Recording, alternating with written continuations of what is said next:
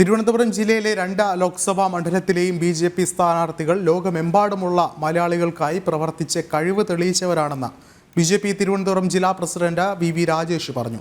Sitting എം.പിക്ക് വേണ്ടി കോൺഗ്രസ് പ്രവർത്തകർ മണ്ഡലത്തിൽ സ്വാഗത പോസ്റ്റർ ഇറക്കുകയാണെന്നും രാജേഷ് പരിഹസിച്ചു. തിരുവനന്തപുരം ജില്ലയുടെ രാഷ്ട്രീയ ചരിത്രമെടുത്ത് പരിശോധിച്ചാൽ ജില്ലയിലെ മുഴുവൻ ജനങ്ങൾക്കും അതോടൊപ്പം തന്നെ കേരളത്തെ സ്നേഹിക്കുന്ന മുഴുവൻ ജനങ്ങൾക്കും ആത്മവിശ്വാസം നൽകുന്ന സ്ഥാനാർത്ഥികളാണ് തിരുവനന്തപുരം ജില്ലയിലെ 2 പാർലമെന്റ് മണ്ഡലങ്ങളിൽ മത്സരിക്കുന്നത്. ലോകത്ത് തന്നെ ഏറ്റവും വലിയ വികസന മുന്നേറ്റം നടത്തുന്ന രാജ്യമാണ് ഭാരതമെന്ന് തെളിയിക്കപ്പെട്ടു കഴിഞ്ഞു. പിന്നെ മറ്റൊന്ന്, UDF സ്ഥാനാർത്ഥി ഔദ്യോഗികമായി പ്രഖ്യാപിച്ചില്ലെങ്കിലും കഴിഞ്ഞ കുറച്ച് ദിവസമായിട്ട് രംഗത്തിറങ്ങിയിട്ടുണ്ട്. അപ്പോൾ ഇന്നലെ ഞാൻ ഒരു പോസ്റ്റർ കണ്ടു, കോൺഗ്രസിൻ്റെ ഒരു പോസ്റ്റർ കണ്ടു. UDF സ്ഥാനാർത്ഥി ശശി തരൂരിൻ്റെ മണ്ഡലത്തിലേക്ക് സ്വാഗതം എന്നുള്ളൊരു പോസ്റ്റർ ഞാൻ കണ്ടു പല സ്ഥലങ്ങളിൽ. നിങ്ങൾ ശ്രദ്ധിച്ചോ എന്നറിയില്ല. അത് പാർട്ടി പ്രവർത്തകർ തീരുമാനിച്ചിരിക്കുകയാണ്.